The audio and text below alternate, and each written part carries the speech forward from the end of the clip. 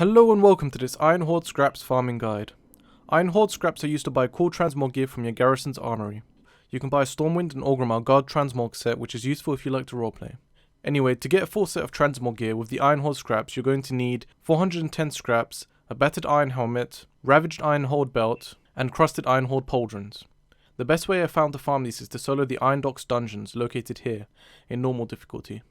You should be able to do this with any class over around 620 to 630 eye level. The Iron Horde scraps drop from any trash mobs in a dungeon. The drop rate for the helm, belt and shoulder pieces are quite low at 2 to 3% per boss, so we will be redoing this dungeon multiple times very quickly to increase our chances.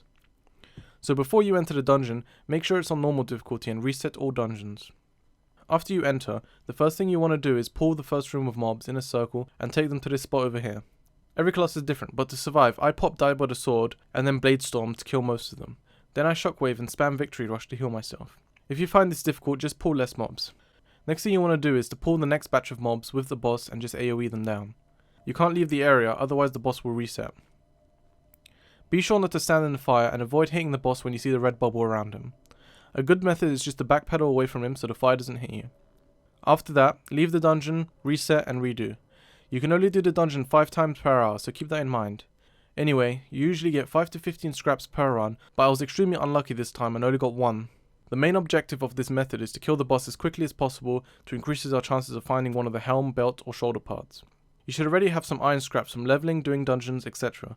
So you should already have a head start. Anyway, like and favorite if you enjoyed, subscribe if you want to see more guides like this in the future, and until next time guys, bye!